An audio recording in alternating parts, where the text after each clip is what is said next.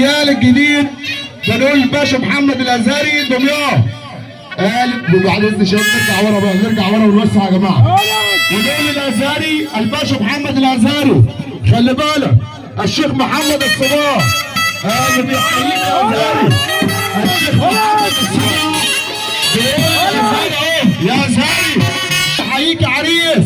والشيخ محمد الصباح والحاج احمد ابو اليزيد بيقول العريس وجه من الازهري بيقول لك المسامح كريم. اللهم صل على النبي اهو. هيا هيا ابن العريس اللي ربنا يتم عليه كتير. هيا هيا عريس الشرطات